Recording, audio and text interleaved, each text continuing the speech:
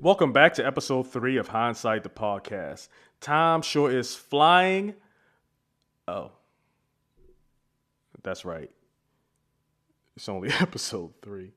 But, anyways, it's been fun recording and speaking with people who have successfully transitioned from one career to the next and getting pieces of advice on what made their transition so successful. So, let's keep the momentum going here in episode 3. Our guest today is Frank Rios. Frank is a fellow veteran with over 20 years of military service. He's put down his rifle and has taken aim at several new targets. An accomplished photographer and owner of his newest venture, Tainos restaurant. Hey, you know the deal. Let's get to it.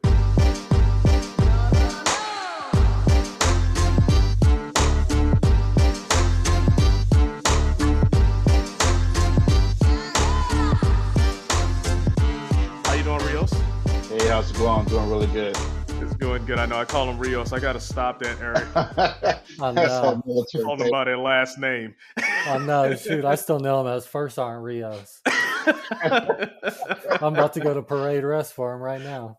Oh, man. I was about to ask you, how long has it been? Good gracious. 4 years. 4 years ago. That's crazy. So how's everything? You know, honestly, last year, 2020, considering with the whole COVID situation, it was actually a really good year, both personally and financially. So, I give grace to God for allowing me to have that kind of year, considering the whole situation with COVID. Right. It affected a lot of my friends and family, and fortunately for me, it wasn't much of an effect, with the exception of being home more often, which I wasn't used to. I really didn't think I would appreciate being home as much as I do. But, avoiding that rush hour traffic and just being home with the family, all of those things, like, I really appreciate it. Oh yeah, it made me appreciate my home. I had bought a home in 2019, and because of COVID, it allowed me to, well, forced me to really focus on my home structure, and I did a lot of upgrades and stuff like that. And it made me appreciate owning my own home and being able to do things to it. I suppose when you're renting, you can't do this, can't do that. You're paying somebody else, and if you're late, you get a late fee.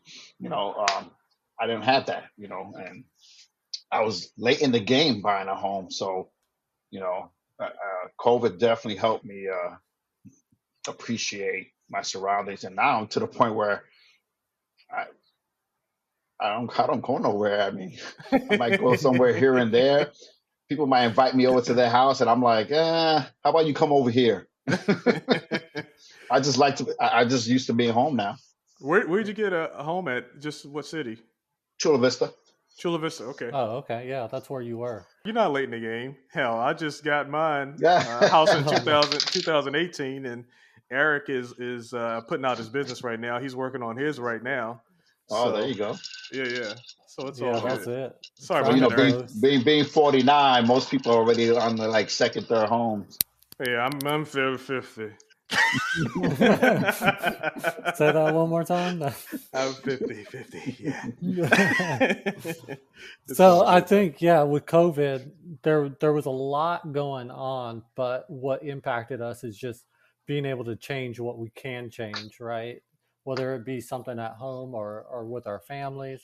Uh, but now looking into 2021, I think there's going to be some pretty big changes, some life changing events that take place for everybody, right? I mean, you've been cooped up in your house, but um, so going back, kind of tell us about your military experience, Rios, what you did in the military. Okay. Well, I joined in 1994, in September '94, and main reason why I joined was because I was getting ready to have a baby with my first wife, and I needed structure for them. I needed guaranteed paycheck and medical. That's the main reason why I joined. Prior to that, I really didn't have any desire, or never really even thought about it. Um, you know, I think it was like June of 1994. I was walking in the Bronx on Fordham Road and past a recruiting station, and the Navy guy was like, "Hey, you ever thought about joining?" And I was like, "No." And 2 hours later, I was at MEPS, freaking raising my hand and swearing, not having a clue what I was doing. I just heard benefits, I heard medical, I heard housing. Other than that, everything else I really didn't give a crap about. I was just thinking about, you know, doing right by my family. So, I joined in '94, went to boot camp in Great Lakes, um, and then I was undesignated senior recruit. Went to uh, what was that called? ADT or whatever that shit is called. Right after boot camp, so I got to enjoy the Chicago winter. Good gracious. And and then from there I went to New Orleans for my first ship, USS Harper's Ferry, which is a pre-con. First time in New Orleans.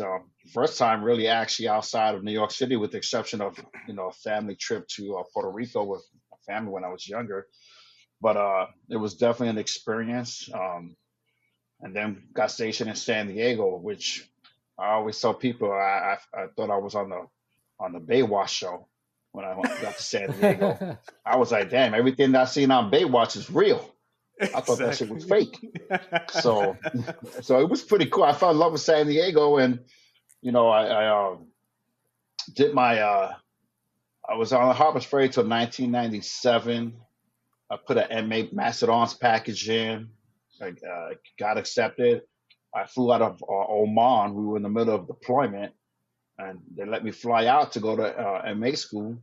I went to MA school in San Antonio, and then from there, my second pre-comp ship, USS Baton. And after that, I was a Master at Arms, and then from there, I put a package in for military police investigations school, and got that too. So in 2000, went there, and then from there, I got stationed in Naval Station Everett, Washington, where I spent most of my time working with NCIS, doing undercover narcotic stuff, um, and that was a lot of fun, a lot of experience. I did 9 years active duty, and I had made the decision prior to hitting 9 years. I think it was probably a year prior to my end of enlistment, and I told myself, well, I would like to get out. However, I wasn't going to get out without a plan. Um, I was going to go on to my 9 year mark, and I told myself, I'm going to have something lined up, something good lined up, in order for me to get out. And if I didn't have anything lined up, then I was going to stay and I was going to do the 20. Right. So either I found something and I lined myself up in a good place, or I was going to continue on. And I got fortunate. There was a job opening in San Diego for CID, Navy CID, and I applied, and they came up and interviewed me, and it was a good deal. It was a good deal for them because I was already doing the job. So Right. it wasn't like they had to train me and send me to the academy or anything like that. It was pretty much just a transition from Naval Station Everett to San Diego, California, and Right. continue trucking it. So, when I got told I got the job, that's when I said, you know what, I got the job. I'm gonna tell them that I'm gonna end my enlistment and move on. And So yeah, hold on. Let's go back to New Orleans, to your first ship. What do you call it? Your first, what kind of ship? it was a it was a ship that was just built. Oh, okay. I got you. Yeah, So so what did you do on that ship? What was your job when you I first came in? I worked I was what you call the glorified maintenance man. I worked in deck department. I was an undesignated boatsman mate, and we did everything from painting the ship. I mean, I tell you, we paint one half of the ship, then go Right. paint the other half of the ship. Next thing you know, we got to paint the other half of the ship. So, and we swept. Right. We cleaned. I even I got chosen to work at the captain's uh, mess area. Oh wow. Okay. So Right. yeah, Right. so and when up there, we gotta set the tables, officers. So they're all prima donnas and shit. Everything's got to be fine dining for them.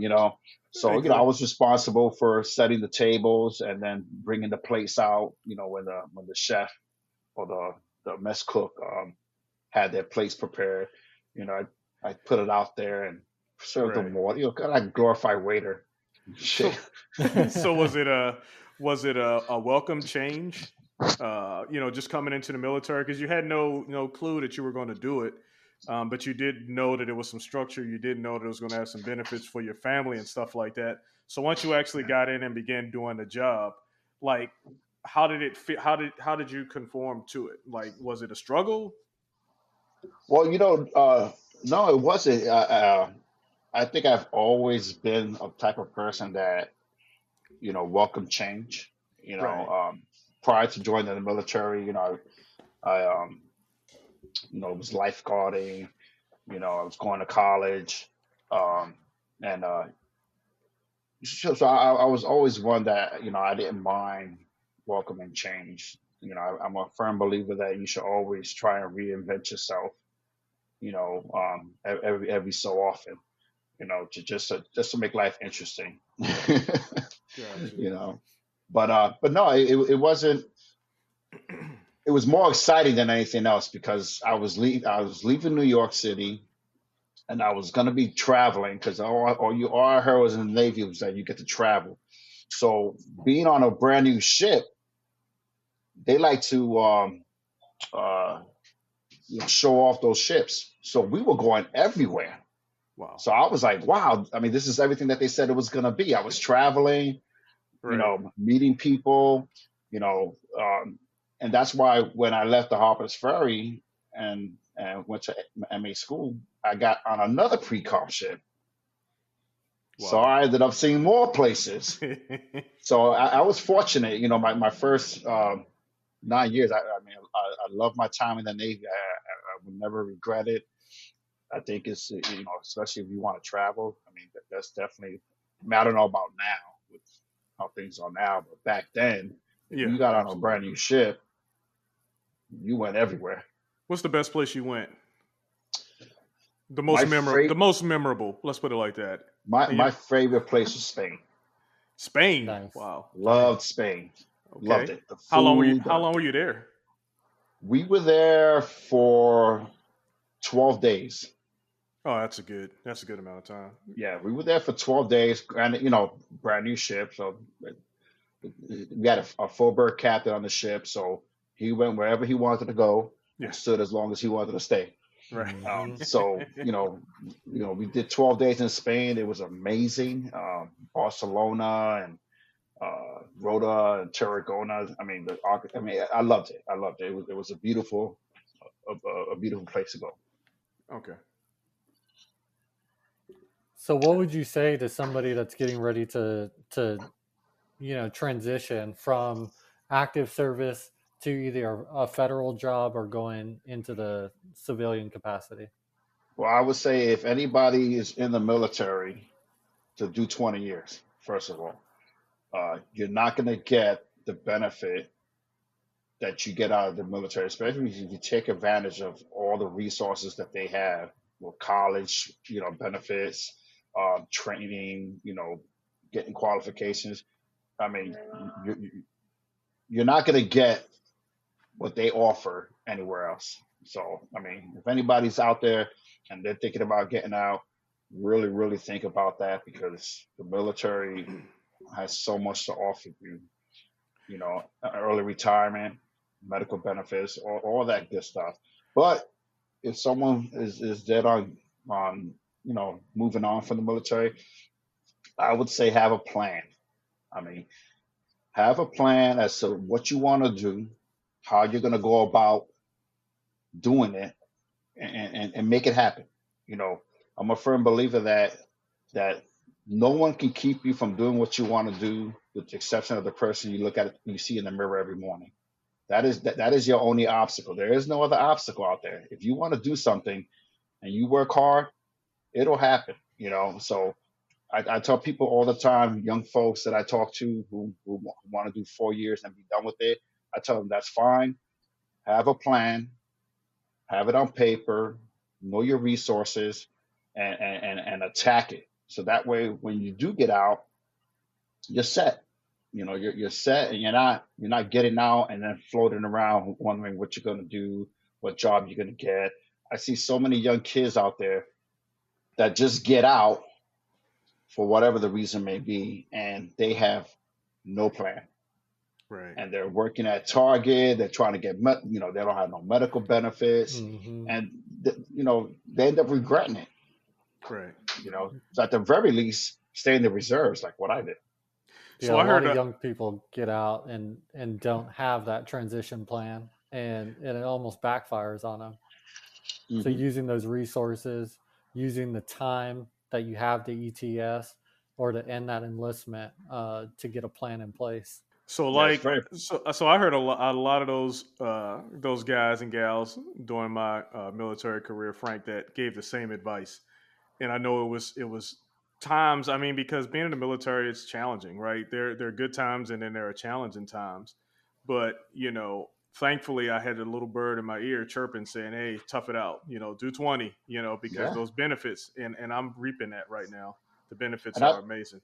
and I tell you, when I got out of active duty, there was no transition course class like they have it now. Right. There was that didn't exist. You just got out. Where now, like I stood in the reserves, and even in the reserves, when you're looking at retiring or whatever, they had these transition classes to help you transition from military life to civilian life. So I applaud the military for establishing criteria of before you get out, you need to attend a transition class, and it's like a week long. I know it was when I got out the reserves, but I mean, they didn't have that when I got out of active duty. So I mean, definitely So, want to take advantage. so when you got out of the reserves, how were you mentally getting out? I know you talked about having your plans and stuff like that together, but was there any anxiety about transitioning from the military just all the way out? Well, the main reason why I chose to retire was because physically my body was just broken up, from my tour in Afghanistan, and I couldn't do the things that I needed to do while in the military. APFT. My knees were shot. I couldn't run with my soldiers, and I'm one of those relievers that you lead from the front. And if I couldn't do that, then for me, it was time for me to hang it up. Okay. So with that being said, your body did that.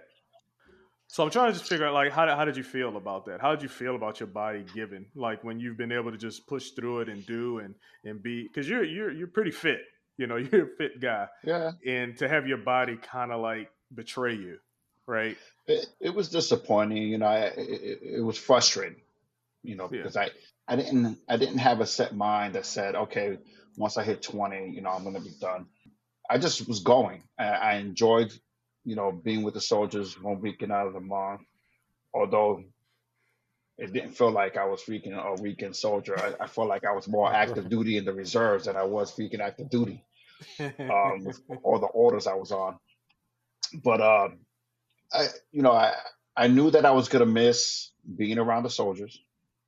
I knew I was gonna miss going on orders on these short operations and stuff like that because it made life different, it made life interesting. Like I said, I'm so used to change. In the military, you got to be used to change. One day you're doing a weekend thing, the next minute you're on orders for 3 months going somewhere. So I was used to change and I was comfortable with it. So I knew that when I retired, I wasn't going to have that change so much. It was going to be pretty much work and home, and whatever social life I had. So uh, I was gonna miss. I was gonna miss that aspect of going on orders and going on Gotcha. orders with the soldiers and all that stuff. So Okay. So after committing, 20 plus years to the Navy and the Army Reserves, I mean, mentally, uh, once it was done, the retirement party settled. How were you mentally, and how did you cope with that? um, I think the first probably 2 or 3 months of not having to go to a drill weekend, it felt good. It felt good that I wasn't gonna have the pressure of doing an APFT. Because the last APFT I did, I mean, I bombed it, and only because I just couldn't run anymore. So it felt good, but at the same time, I found myself paying a visit to the unit on drill weekend. I I found know those myself are going there just to say hi, and Absolutely. you know, I get there, everybody's doing what they're doing, so nobody really got time for me, and I realized, damn, I'm out, and this Right, is right, a right, this right. is a, Yeah. a chapter in my life that I have to put behind me, right. and it's okay to come visit, but at the same time, they're moving forward. Now I need to move forward with something else and put that Hmm. chapter behind me, and that's what I ended up Yeah, doing. I think I it's almost like you lose that sense of connection. Like the three of us, we're all pretty close, and we were really close when we were all in the same unit. But once you get out and you transition, it's just that connection is just kind of lost. yeah, I mean, you end up finding new avenues. When I was in the reserves, I didn't have the flexibility to do the things that I do now. Because I was always going on orders, drill weekend. Where now, after I left, I didn't have any interruptions as far as, oh, I can't do something this weekend because I got drill coming up, or I'm going Mm. to be on orders. So it was welcoming, but at the same time, it was something that I was so used to for such a long period of time that I had to find a filler for that space that I had.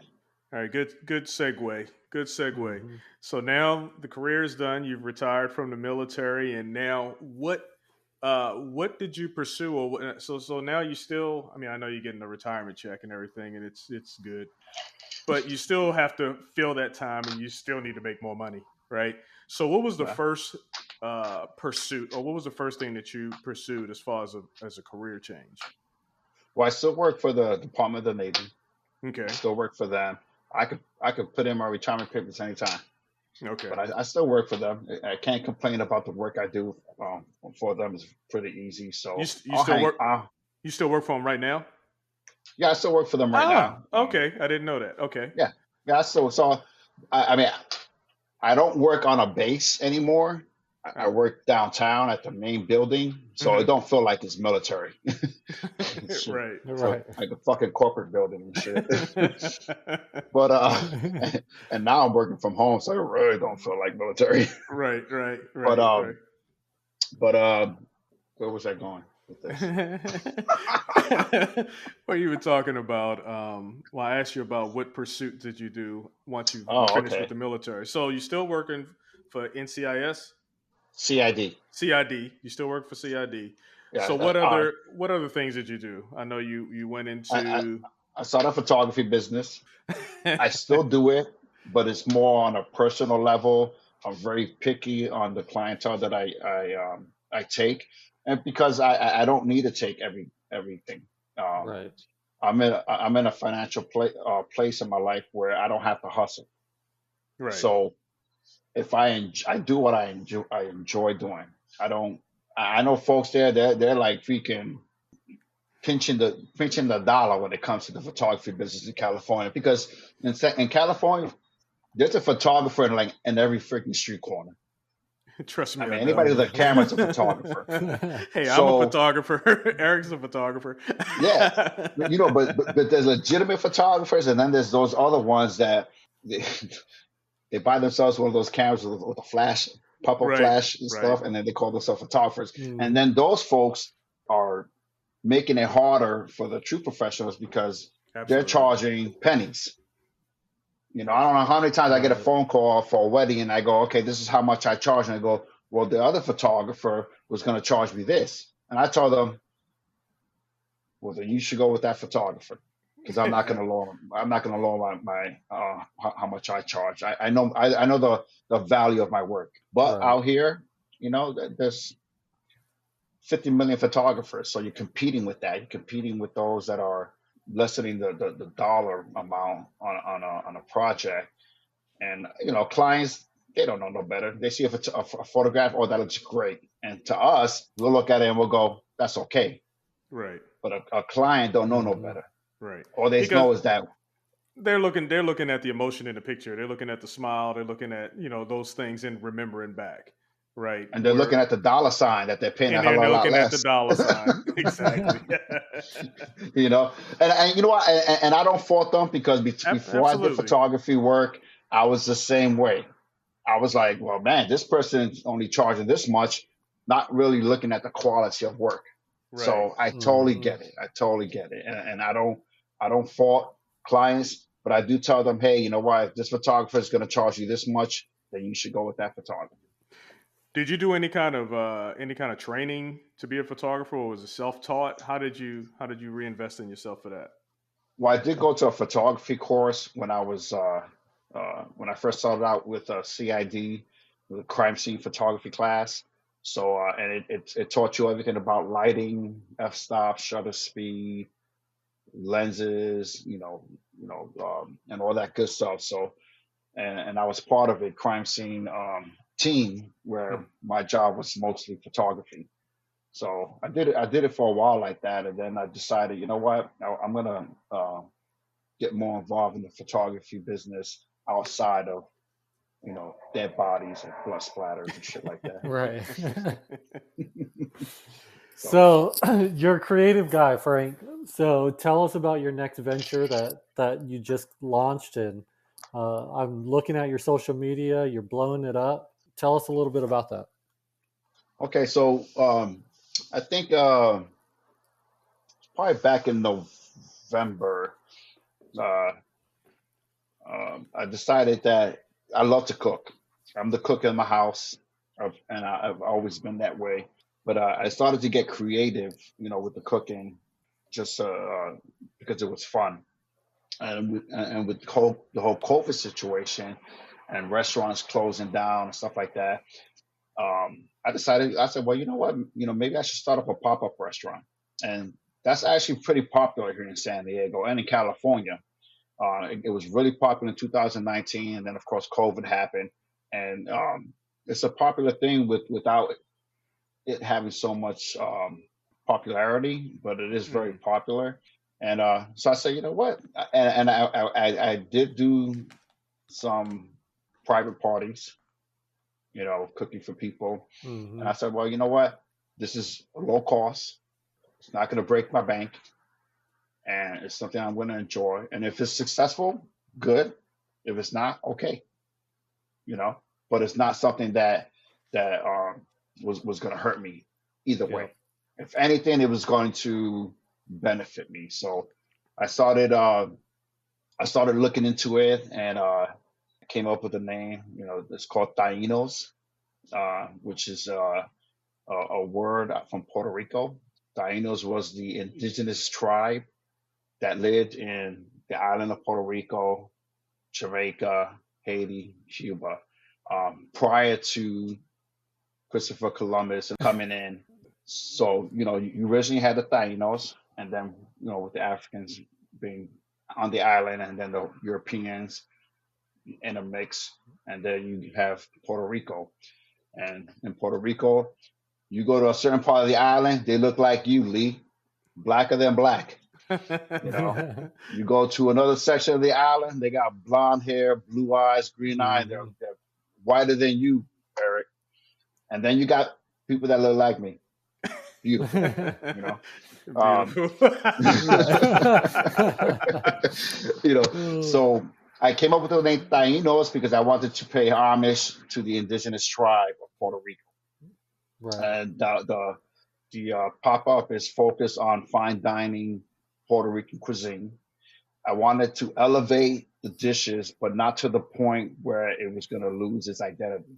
So, Mm. if you see my images on Instagram, they're fancy and whatnot, but at the same time, if a Puerto Rican person sees that dish, they know what it is. So I didn't Right. want to lose the identity of the dish, but I also wanted to elevate it a little bit more to make it more desirable to the eye.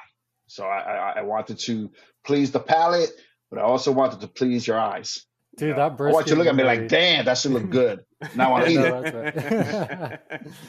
That brisket you made looked incredible. Oh yeah. And we offer catering. First of all, our first pop up event is on March 27th of next month. I just got done with the website, so we'll be blowing the website on social media. You'll be able to go on the website and make a reservation. And because of COVID, it'll be no more than 10 at a time. And we're looking at doing it one Saturday out of the month for now to see how it works. And if it gets popular, we might add another weekend to it.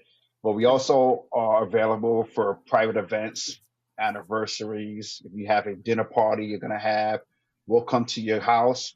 We will bring everything, Oh and we will wow. cook in your kitchen. We will bring the place. If you want the whole Taino theme, we will bring Taino restaurant to your house and give you that Puerto Rican vibe.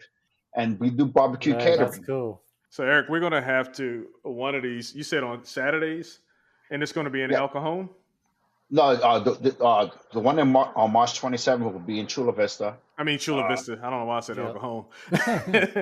yeah, I don't go Yeah, that we'll way. have to check it out. But yeah. So let Yeah, let's roll this back a little bit. There you go.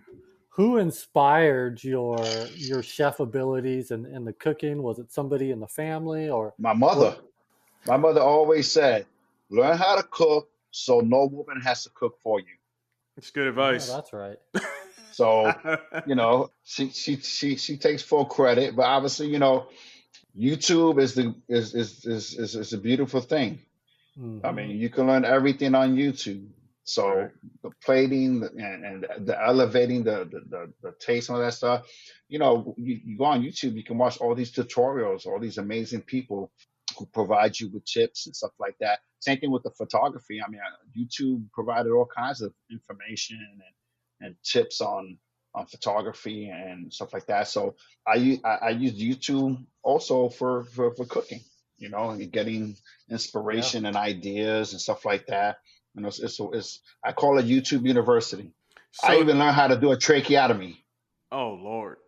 Not that I ever Oh, did one, but Lord. Oh, I it's mean, good to. I guess that's good to know, right? Right. So you never know. is there a meal that your mom made for you that was your favorite? That's kind of your go-to that you've been able to enhance with fine dining? Well, it's not my go-to. However, it is on my menu, and I call it the poor man's dish. And basically, growing up, we were poor. We didn't have a lot of money, so having meat once a week was like a big thing for us. So most of the time, we ate white rice, red beans, and a fried egg. And that was what we ate. And it's really good. It's just very simple. Hmm. So I have that on my menu and I call it the poor man's dish. And I pretty much elevated it a little bit, but still kept the identity of the dish. And as simple as that is, it's a very tasty dish. It's red beans, white rice, and what I do is I do a poached egg to go on top, and it has a piece of ham that goes with it. Well, we used to use spam back then. Well, I don't know if you Yep. guys ever had spam, a little can, open that shit up, slice it up and shit. Yes, sir. Yes, sir. well, Yep. I decided to just you Go know with uh, ham. replace the spam with the ham. Right. But Right. Hey, it's a good dish. so you talked about way back in New Orleans where you had to set the tables and you were a glorified waiter, right? So in that experience, I mean, did any of that have any thought like watching? I don't know if you watched the chef or you just waited for the food to come out. Did any of that impact you in any way? Did it resurface any of the stuff that you It learned back in impacted me that to the time? point where I didn't want to be a waiter. I rather be the one doing the cooking. Give me some more water. Give me Right, some more of right, this. My right. spoon's dirty, you know? That's awesome. So I always told myself, so at my home and throughout my adult life, I was always the cook.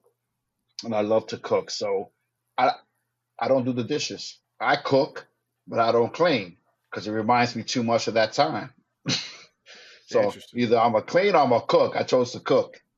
As long as I've known you, you've had that entrepreneur heart. What was most challenging in getting that started? I think the most challenging part was to come up with the gimmick. Like, what was I going to represent?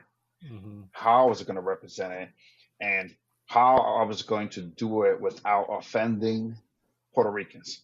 Okay.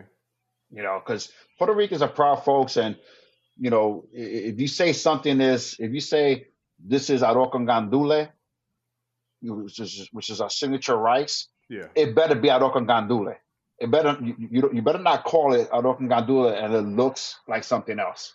Wow. So it was one of those things where I wanted to elevate the dishes, but I needed to be careful because I didn't want to do it to the point where it's unrecognized. Like, I Right. watch these chef shows, and they'll say this is something and it don't look like it. Well, Master Chef, they had one episode where there was a Puerto Rican who made it to the final two, and one of her dishes was going to be papa rellena, which is stuffed potatoes. Hmm. Mhm. But the way she did it, if you looked at it, like Puerto Ricans, you look at it like that's not that, No. but you know, she was elevating it. But Right, I didn't right. want to elevate it to the point where it was not recognizable as what the dish it is. If it says Mhm. that, then there better be some identity to that. Yeah. So you're wanting to elevate the cuisine, but keep it authentic to the Puerto Rican people and to the Yeah, culture, right? I didn't want people to talk because Puerto Ricans they ain't shy.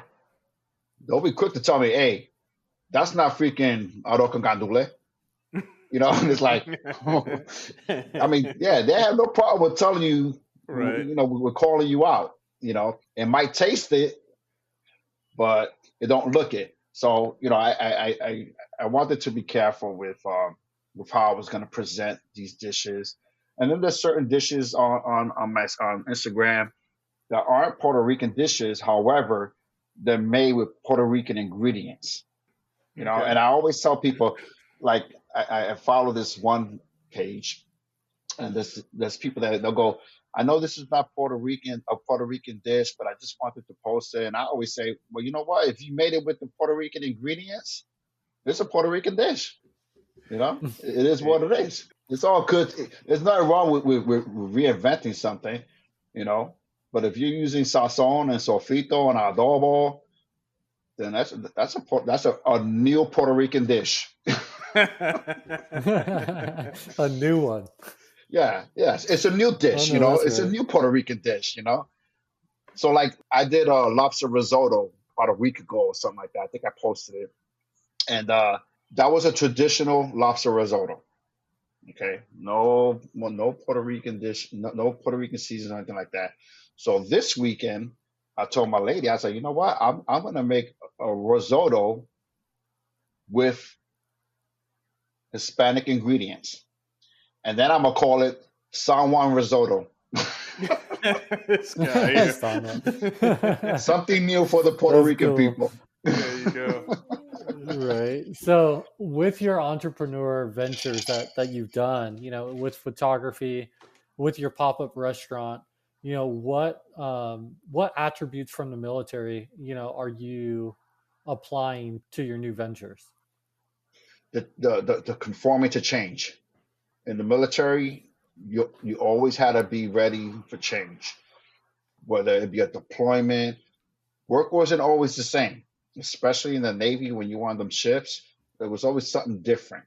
whether the location, whether you were doing an underway replenishment operation, and even Afghanistan. I mean, one day you're doing route patrols, the next day you're doing an ECP watch. So Mm-hmm. the military and the conforming to change is what has helped me outside of the military. I'm a firm believer, and the military attributes goes well with entrepreneurship because you're always reinventing yourself. And I always tell people there ain't Mm-hmm. nothing wrong with reinventing yourself.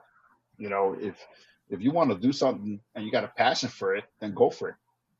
I mean, nothing. Well, nobody says you got to be one thing. I mean, you want to be a photographer, or a restaurant owner, a hairdresser, a masseuse, a freaking painter, a freaking drag queen at night. You can do all that at the same time. I mean, there's 24 hours in a day, right? All you need is about 4 hours sleep. I always tell people, if you got time to take a shit, you got time to smoke a cigarette, have a drink, then you got time to chase your passion. That's right. Hey, that's it.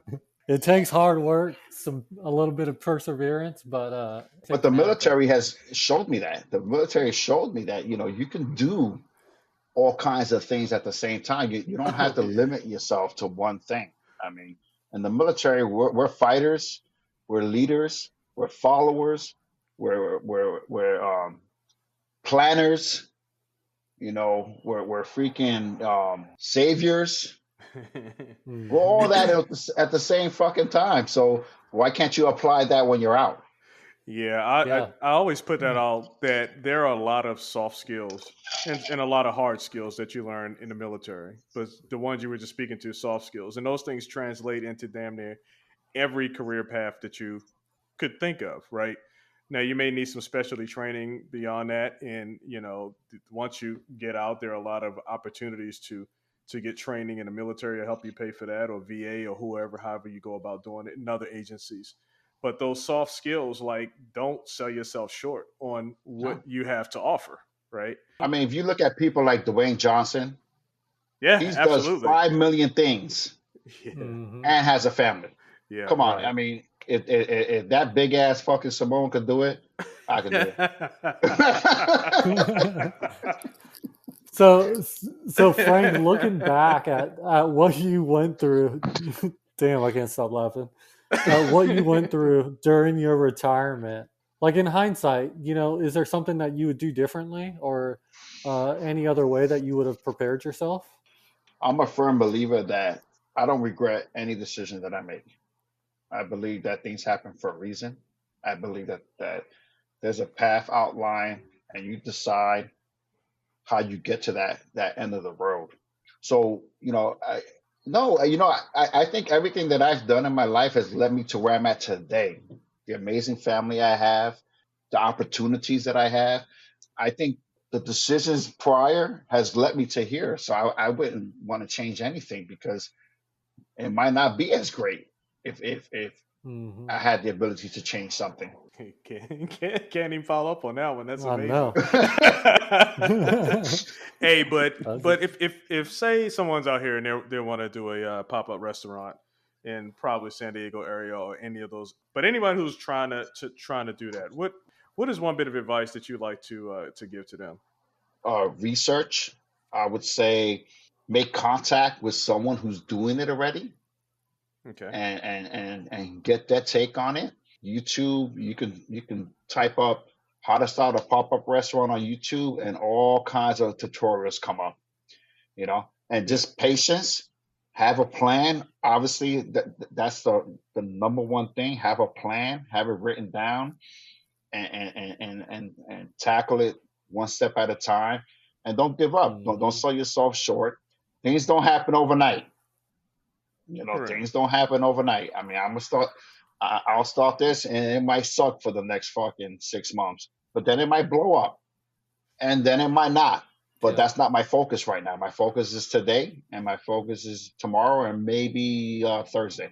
You know, um, but I tell people, attack your passion and attack it one day at a time. Don't think about a week from now. Don't think about, oh, I want to be at this level in 6 months.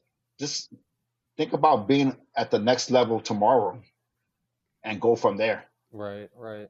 That's great advice. I think the big thing, Frank, and with any entrepreneur, especially a pop up, and we said this during our first episode, was is networking, right? Networking, getting in front of people, shaking their hands, letting them know that you exist. How are you doing that during COVID? Social media. I mean, with the way things are today, I mean, obviously, you have to rely on family and friends to help promote you. You know, and Instagram, Twitter. I'm still messing around with Twitter, but Instagram, Facebook. If you got 5,000 followers on Facebook and their family and friends, that's 5,000 people that can share a post that you put on Facebook about your business. And you say, hey, family, friends, share my post. That's 5,000. That's free advertisement. So I will say that the best way today with COVID and all that is social media, and of course, pamphlets and stuff like that. But you can't go wrong with Instagram and Facebook and whatever other social media site there is out there. For instance, this platform right here. You got to take advantage of every avenue that has an open door. I mean, if the Absolutely. door is open, then walk in Definitely. and take advantage. Right. You got to do that. You can't just say, well, I'm just going to focus on this. I'm going to focus on that. I'm not sure how people are going to receive this. I don't know if I want to ask my friends. Well, you know what? That's part of being an entrepreneur. Your family and your friends are your advertisement. And in photography, all my photography work was from personal referrals. I Right. rarely advertised. Mm-hmm. It was referrals. It's the same concept. You got to utilize the tools that are in your face and not be shy about it. Right. Man, you got me. I'm sitting here writing all this stuff down, taking some, taking some notes, and I do appreciate. I just want to say thank you, because as soon as I reached out to you, you gave an astounding hell yeah. You know what I mean, Hell to yeah. come on the show. So we definitely appreciate that. We're reaching out to friends and family as well, family from the military, and just people who have successfully, left the military and are doing bigger and better things. And appreciate, or me and Eric, we appreciate you sharing, some of your journey and giving inspiration. Because I know when I got out, it was a lot mentally for me, right? I wasn't thinking entrepreneurial, even though me and Eric, we did start the photography business, but I still was looking for another job to kind of go along with retirement pay. Right. You get what I'm Oh saying? yeah. And so Mm-hmm. it was a little stressful at the time, Right. but Right. but so Frank, I didn't mean to end this on a somber note, but but Frank, Right. but Frank, man, so go ahead and tell us, like you said, you created a website. Where can everybody find your website at on the net? My website is www.tainosrestaurant, TainosRestaurant.com. and and then my Instagram is the same thing minus the A after the T. Yeah. And then I saw where we could vote for our favorite chef, Oh Frank yeah. Yeah, Rios. I Oh yeah, definitely that's saw right. that. That's right. Totally forgot about that. So I entered into a competition for favorite chef with Bon Appetit magazine, and basically the winner receives $50,000 and a two-page spread on Bon Appetit. I am currently in sixth place. Voting ends next Thursday, and the top 15 move on, and I'm in sixth place. So I mean, and you can vote every day. You get to vote one time every day, and vote, vote, vote, vote, vote. So if you can go to https:// FAVCHEF.com/2021/Frank-Rios. You click on, go to that link, and you'll be able to vote for me. You'll be able to see the images that I've posted, and help me win $50,000. We'll put all of those in the show notes as well. Dang, we get lunch. We don't even get a private chef session.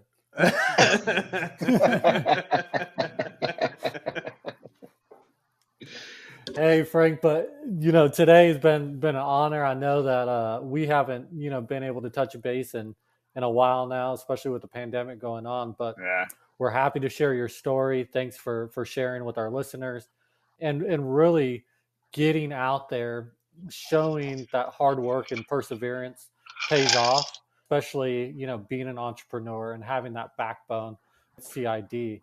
So thanks again for joining us. Hey, I appreciate being on the show. I'm glad you guys had me. Hopefully we'll hook up soon. Come to my pop-up event. You guys will be my guests, and I'll feed y'all. That's what I wanted to hear. We'll definitely take you up on that one. Right. Yeah, I'll send you guys the info, man. It'll be March 27th. There's a 1 o'clock, a lunch, and then there's a 5 o'clock dinner that you can choose from and stuff. So, okay. But I would love to have you guys here. If you got an extra seat, let's give one out to one of our listeners. Oh, for sure. Too easy. All right. So now we'll put that in the show notes too, and now we got a contest that we can put out. Thank you, Eric. Thank you, Frank. Too easy. All right, bro. That's awesome. Hey, continued success. It was a good time catching up with you again, and we'll stay in touch. Thank you.